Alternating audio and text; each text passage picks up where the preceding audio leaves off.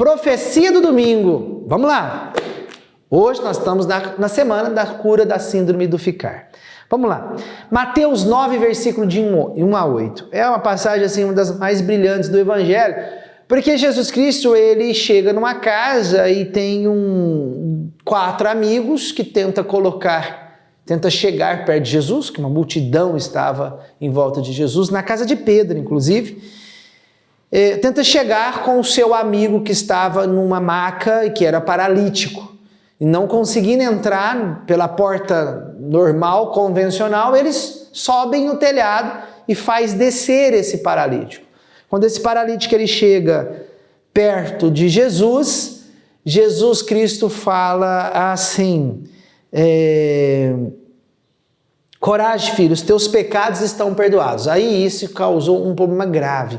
Essa expressão de Jesus, os teus pecados estão perdoados, é uma expressão extremamente, inclusive hoje, altamente inovadora. Imagina na época.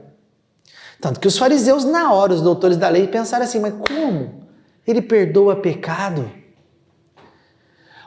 Perdoar pecado era inconcebível para os fariseus na época. Uma coisa que nós temos que entender é que Jesus Cristo é altamente moderno nessas questões espirituais, sabe? Perdoar pecado. Olha, isso foi o fato mais grave e que Jesus Cristo cometeu diante de todos os judeus e que fez realmente Jesus Cristo ser condenado e ser assim, e fez com que motivasse no coração dos judeus, sumos sacerdotes, dos doutores da lei, ao assassinato de Cristo. Por quê? Uma vez que Cristo fez milagre e se fez como Deus e se falou que era filho de Deus, isso foi grave, mas milagres, profetas que faziam milagres sempre existiram. Profetas que vêm falando que tinham uma intimidade com Deus e que era filho de Deus, que realmente Cristo foi o primeiro a dizer. Tudo bem, né? Agora, perdoar o pecado colocou Cristo no patamar de Deus, e isso foi o que feriu a religião judaica na época. E que Cristo é Deus, era Deus, é Deus e sempre será Deus.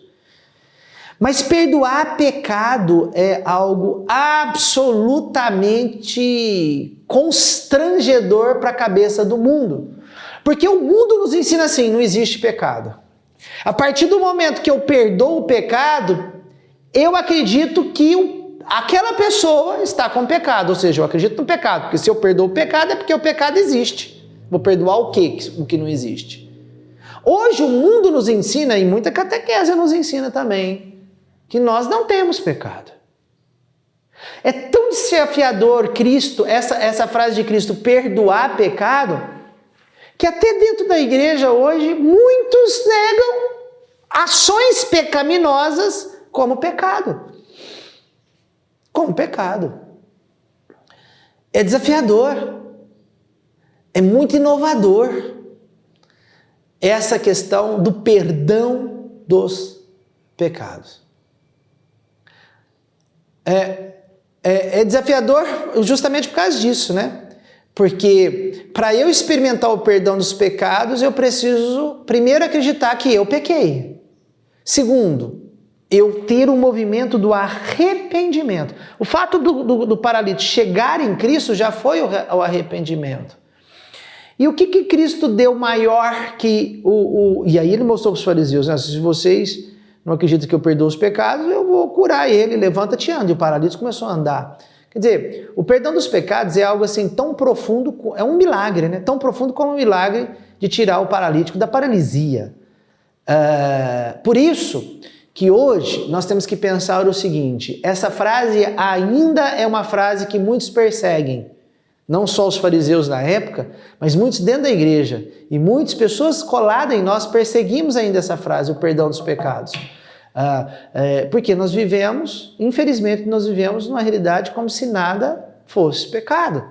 Você vai confessar muitas vezes os seus pecados. Por exemplo, o sacramento da confissão.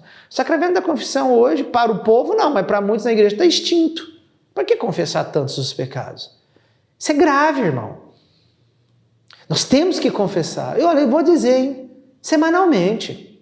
Porque a partir do momento que eu tenho a luz de Cristo, essa luz de Cristo me ilumina toda a minha vida e é onde eu vou começar a enxergar atos pequenos que muitas vezes passava despercebido para muitas vezes para mim seria um comportamento normal, defeituoso, mas não. Pela luz de Cristo, esse comportamento, ele é pecado. Ele não é um comportamento apenas errado, mas ele é pecado. E se é pecado, eu tenho que buscar o perdão dos pecados. E aonde eu busco? Sacramento da confissão. Quando a igreja orienta que pelo menos uma vez no ano eu preciso buscar o sacramento da confissão dos pecados, sobretudo na Páscoa, ela orienta, pelo menos, isso não significa que é uma vez no ano só. Quem não peca gravemente em 7 dias vividos, ou seja, numa semana? Ou mesmo os pecados pequenos que vão se juntando depois, junta um monte de piolho na sua cabeça, para você ver. Um piolho só não faz tanta coisa, mas junta um monte, para ver o que vai virar a tua cabeça. Assim também são pequenos pecados juntos, em comunhão, fazendo uma revolução dentro de nós, arrebenta com a gente. Qual que é a libertação? Confissão dos pecados. Nós precisamos mergulhar, irmão, nessa experiência dessa palavra. Os teus pecados estão perdoados. Tem todo um drama aí que a gente está vivendo aí, né, de discussões pela internet, a internet provoca isso mais, da menina de 11 anos, 13 anos, sei lá quantos anos, sei que novinha, que engravidou. Tira ou não a criança? É um dilema. Mas se a partir do momento que eu tenho na minha cabeça que um aborto, seja lá qual for, é um pecado gravíssimo, o que eu faço? Eu já começo a ter um outro pensamento em relação a tirar ou não o bebê de uma barriga de uma menina de 11 anos. Tá vendo que como que os nossos parâmetros, a gente pensa filosoficamente, sociologicamente, psicologicamente, sem o parâmetro do pecado? E acontece o seguinte, que isso tem a ver com a síndrome do ficar. É simples. Quando eu tiro da minha cabeça, quando eu não olho na perspectiva do pecado, eu paraliso. Eu não tenho uma vida impulsionada para frente. E muitas vezes para trás, mas eu não sei qual que é pior, andar para trás ou ficar parado. Tá? Você vai pensar assim, economicamente é melhor ficar parado do que andar para trás. Não sei. Para a vida espiritual eu não sei. Agora, o que o pecado quer em nós é acreditar que ele não exista. Que é apenas um comportamento errôneo e que Deus perdoa tudo. Não é pecado. Isso daí é uma fraqueza psicológica. Isso daí é um surto, é uma psicose, é uma neurose. Hoje o pecado se transformou em neurose dentro muitas vezes das formações da própria dentro da igreja. Em algumas formações, o pecado se tornou uma neurose, que é preciso ser tratado no psicólogo. Estão tirando o pecador da fila de confissão para colocar num consultório psicológico, porque isso é neurose, não é neurose. Quando eu tiro essa questão do pecado da minha vida, eu paraliso. Por que eu paraliso? Porque em se tratando de pecado é absolvição, é Cristo que perdoa através do Padre. E quando então eu acredito que aquele pecado não é pecado, ele se torna uma neurose, e neurose enquanto é pecado não tem cura. E por isso que paralisa. A sua vida é ficar num ninho de uma vida ali em torno de si mesmo, dentro da igreja muitas vezes, às vezes fica rodando. Você faz um ninho, você constrói um ninho ali de si mesmo.